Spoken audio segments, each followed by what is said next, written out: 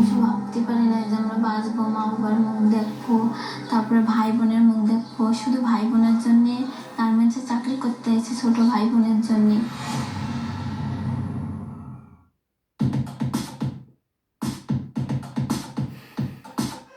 Tempelj visoke mode Pariz.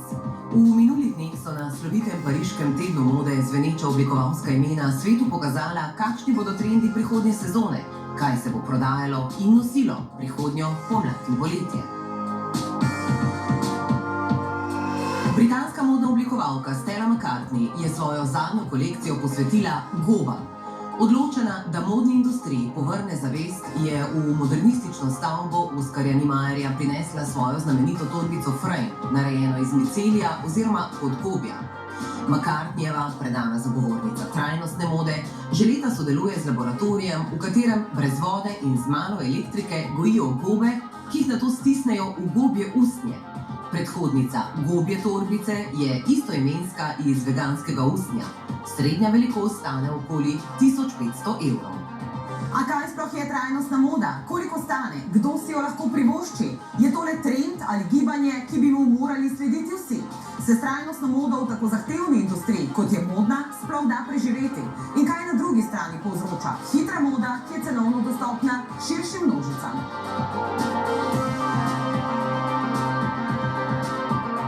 Trajnostna moda je reakcija na hitro modo. S hitro modo dejansko zadovoljiš hitro potrebo, ne? In tudi imaš užitek. Ne? Jaz recimo nek kos, ki je kvalitetno izdelan, ki ima dobre materiale, ki vidiš kreativno zadje, ki vidiš nek razvoj, čist drugače gledam svoj umari. Mateja Benedetti sodi med najprepoznavnejše slovenske oblikovalce in kostumografe. Za svojo trajnostno, luksuzno in živalim prijazno blagovno znamko Life, življenje, je prejela številne nagrade in pohvale v modnih metropolah sveta. Moj izziv je bil, a se da z najvišjimi vrednotami v modni industriji sploh preživeti. Če nisi ime, kar je še vedno nisem ime, gledano globalno. Ne? Če se mirem z Guccijem, nisem sploh nobody, ne? Se pravi, nisem nič znana. Ne? Poznavnost gradiš tu 20-30 let, to ni, da se zgodi čez noč, ne? Oblikovanje je tek na dolge proge, poudarja še ena vidna oblikovalka Mojca Celin iz zadruge slovenskih oblikovalcev Zofa. Zofa je posebna po tem, da se stvari izdelujejo v Sloveniji. Zadruga obstaja že od leta 2013, združuje oblikovalce, ki v modi vidijo in čutijo poslanstvo. Na enem mestu so se združili, da si pomagajo, svetujejo, opogumljajo in da izobražujejo kupce, ker, kot pravi Mojca Celin, dober kupec je tudi odgovoren kupec. Mi zelo velikokrat delamo tako, da kolekcije navezujemo na prejšnje kolekcije. To pomeni, da vam svetujemo, kako kose, ki jih imate že nakupljene, ukomponirati z novimi kosi. Ne? To pomeni, da delamo neko sestavljanko, zlagamo stil in stil je lahko zelo dosti časa dober, zelo dosti časa vas lahko zadovoljuje na en bolj kvaliteten način. Mateja Benedetti pogosto dela proti sebi. Modni velikani vsako leto prikažejo dve kolekciji. Eno za pomlad in poletje, ter drugo za jesen in zimo. Naša sogovornica posamezno kolekcijo ustvarja dlje, oblikuje eno na 2 leti. Kljub temu, da s takšnim načinom dela manj zasluži, pri njem vztraja, ker je to, kot poudarja, edina pot, da se spet vzpostavi spoštovanje, ki si ga modna obrt zasluži. Ko sem začela s trajnostno modo, sem vedno mislila, da je to samo tekstil. Ne? Je pa dosti več. To pomeni, da je meni v samem postopku, kako nastanejo moja oblačila, pomembno ne samo to, da je od same surovine vse pod kontrolo in da je čim manj onesnaževanja vode, zemlje, zraka, ne? Ampak da tudi v samem procesu, da so ljudje pravično plačani, da zbiram tovarne, ki mi to proizvajajo, ki imajo stvari urejene. Ne? Se pravi, tudi da zbiram tovarne, ki so lokalne ali pa iz Italije. Zakaj? Zato, da je tudi čim manj transporta. Trajnostno pomeni družbeno, gospodarsko in okoljsko odgovorno. Trajnostna moda torej ne pomeni oblačila iz recikliranega materiala ali ekobombaža, pač pa mora izpolnjevati vse 3 kriterije. In ravno zato je v sodobni potrošniški družbi prej izjema kot pravilo. V reklamiranju recimo oblačil, ki naj bi bila trajnostna, se dostikrat uporablja samo v primeru, ko so narejene iz recikliranih snovi. bodisi sintetike, bodisi starejših oblačil. Pogosto so to zgolj kolekcije, ki so en majhen delež celotne kolekcije določene znamke. Pa da ne govorimo o tem, da pri tem pogosto niso upoštevani družbeni komponenti, pomeni, da človekove pravice, ki so v tej verigi, od proizvajalcev, kmetov, ki delajo, proizvajajo bombaž, do tistih, ki barvajo tkanine, niso upoštevane pri trajnosti. Torej, trajnost brez etike ne more biti trajnostna. Receive করার পরে স্যারের সাথে একটু কথা কাটাকাটি হয়। কথা কাটাকাটিতে হওয়ার পরবর্তীতেই তারা দরজা লক করে 30-40 জন স্টাফ এবং স্যারেরা মিলে আমাদের উপরে একটু আক্রমণ করে, অনেক মারধর করে। Pravi cunami je v modni industriji leta 2015 povzročil dokumentarni film Prava cena, ki je razgalil bedo, podplačano delovno silo in nečloveške razmere, v katerih pretežno ženske v državah tretjega sveta šivajo za evropski in ameriški trg. Pokazal je tudi brutalne posledice delavcev na širnih poljih bombaža, ki vse pogosteje umirajo zaradi bolezni, ki jih povzročajo pesticidi ali samomore. Companies, fertilizer, pesticides, they are totally refusing the after effects of the pesticide and fertilizers. And this is the, you can say, classical symptoms of the toxicity. In one village, there is 60 MLT-target kids like this boy. Največ oblačil je še vedno bombažnih. Bombaž je najbolj obremenjena poljščina z različnimi insekticidi, pesticidi, fungicidi in podobno. Ogromno vode potroši, pomeni, da se izsušujejo jezera in črpa voda, ter onesnažuje voda, ki jo lokalni prebivalci na to ne morejo uporabljati. Ko boste naslednjič kupili bombažno majico v eni od trgovin s hitro modo, lahko tudi v kateri drugi, si zapomnite to. Bombažu kemikalije najprej dodajo na polju, da hitreje raste, da ga zraste več. Potem jih dodajo, ko bombaž barvajo. Ko ta pobarvani material naložijo na ladje ali tovornjake, mu spet dodajo pesticide, da ga ne pojejo miši. Ko iz njega sešijo oblačilo, mu dodajajo kemikalije, da ohranijo barvo. Mi to potem kupimo in doma peremo s pralnimi praški, kar pomeni, da mu še sami ob vsakem pranju dodamo nekaj kemije.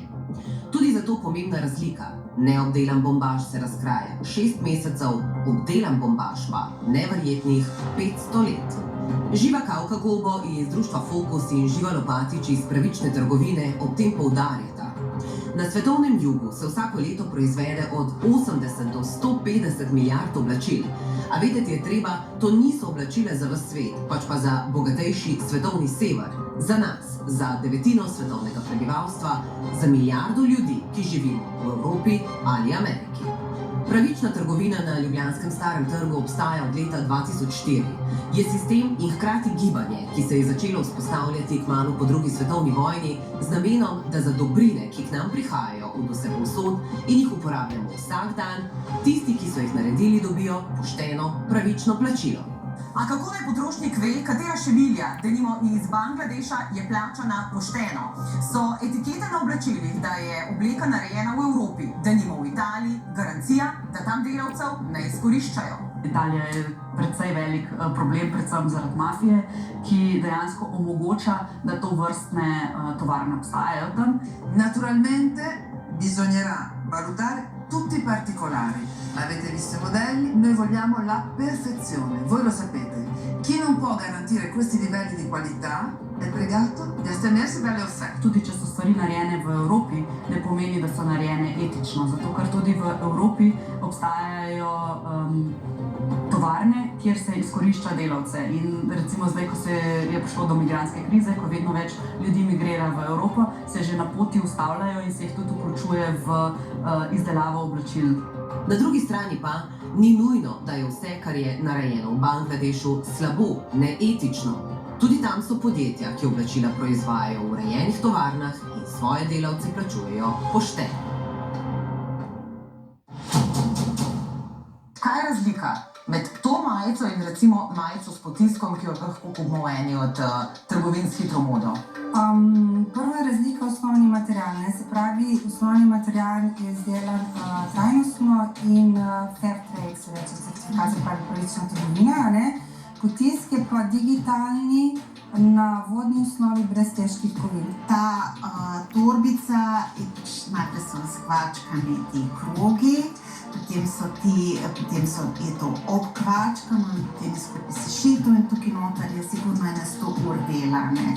Almira Sadar, še ena prepoznavna slovenska oblikovalka, profesorica na ljubljanski naravoslovno-tehniški fakulteti. Trajnostna moda poudarja lokalno, vzpodbuja domače gospodarstvo, ohranja ročna dela, ustvarja kakovostna oblačila in takšna, ki so nosljiva daljši čas, multifunkcionalna. Naprimer, mala črna obleka, ki je primerna za različne priložnosti, je eno najbolj trajnostnih oblačil. Potem, naprimer, oblačilo, ki je sešito s čim manj šivi, kjer je čim manj odpadka, ne. Ljudje ne vejo, da je pri krojenju 15% blaga gre v nič, ne. Trajnostna moda je del celotnega trajnostnega koncepta, ki gre veliko dlje od oblikovanja. Trajnost pomeni, da skrbimo za naš svet, za naše okolje, za bodoče generacije. V modi je pa to zelo prisotno, predvsem zato, ker je tekstilna industrija dostikrat zelo umazana, zato, ker je hitra moda povzročiteljica velikih količin odvrženih oblačil, kar je spet en velik problem. V povprečju v Sloveniji vsak prebivalec na leto odvrže kar 12,3 kg oblačil. To je ogromen kup oblek, ki predstavlja velik problem, saj jih nimamo kje odlagati. Komunalna podjetja zanje nimajo več prostora. Nekaj odvrženih oblačil izvozimo nazaj v države proizvajalke, a tudi to je težava, saj te obleke nižajo ceno lokalni produkciji. Mlajše generacije so veliko bolj ozaveščene, kultivirane na tem področju, ne. Bila je celo ena anketa, da je 80% kupcev luksuzne mode, da jih zanima, kako, kje, kdo je to narejeno, ne. Se pravi, ta transparentnost celotnega postopka. In to je ena od rešitev, transparentnost. Druga rešitev je bojkot, primer je Uzbekistan. Evropska unija namreč zaradi kršenja človekovih pravic bojkotira uvoz bombaža iz te azijske države. Tudi to je oblika boja proti izkoriščanju delovne sile. Da bi povsem razumeli pojav hitre mode, moramo še v zgodovino. Moda kot pojav se namreč vedno prilagaja družbenim spremembam, je oblika neverbalne komunikacije. Moda je pomembna tudi zaradi tega, ker nam navsezadnje ne samo omogoča navzven, da pokažemo, kdo smo v družbi, lahko to tudi namerno uporabljamo, da vzdržujemo ali pa recimo vzpostavimo pravzaprav to govorico ljudem, ni nujno, da nas poznajo, lahko ne, kdo pravzaprav želimo biti. V preteklosti so bile navzven razlike bolj očitne. Po oblačilih je bilo jasno, kdo kam spada, v kateri sloj, pojasnjuje doktorica Janja Žagar, kustosinja za oblačilno kulturo in tekstil v Slovenskem etnografskem muzeju. Moda ne posega samo na oblačila, to vemo, moda je širši pojav, ampak na oblačilih se najhitreje vidi. Zdaj, ko se pa družba hierarhično razplasti, se pa seveda tudi govorice mode spremenijo. A vedno v duhu kapitala, še večjega zaslužka. Moda vedno podpira družbeno elito, ostali v razredni družbi pa omogoča, da se ji lažje približajo. Se pravi, moda se je na nek način demokratizirala ne samo po dostopnosti oblik, se pravi, kaj je primerno, ampak tudi po cenah. Zdaj, to je pa omogočilo seveda razvoj mode, ki se je iz tekstilne, konfekcijske industrije spremenila v modno industrijo. To se je pa dogajalo po drugi svetovni vojni. Zaradi poplave oblačil na trgu imajo ljudje občutek popolnoma svobodne izbire, še poudarja doktorica Žagar. Vsak si misli, da lahko sam kreira svojo podobo, kar seveda ne drži. To je le iluzija, ki jo hitra moda več kot prepričljivo ustvarja. Ena družbena elita zelo malokrat posega po hitri modi. V resnici posega po drugačnih oblikah, kajti prestiž se kaže na velik način. Zato tudi ne drži, da hitra moda zmanjšuje socialne razlike, da tudi tistim z manj denarja omogoča, da se oblečejo moderno. S poceni oblačili se v resnici kupuje socialni mir, je jasna Živa Lopatič. Hitra moda je dejansko povzročila obrat. Včasih so si tisti, ki so imeli veliko denarja, lahko privoščali nove stvari, ostali pa so si kupili eno stvar, pa so jo večkrat popravljali. Danes se je pa zgodil obrat, kar pomeni, da tisti, ki imajo več denarja, si kupijo eno stvar, ki jo potem lahko popravljajo. Tisti, ki pa nimajo denarja, so pa primorani si v resnici kupovati mogoče na prvi pogled lepo stvar, ki pa absolutno ni dolgotrajna, obremenjena je z izredno veliko kemikalijami ponavadi in narejena iz slabih materialov. Socialne razlike so se samo videzno zmanjšale.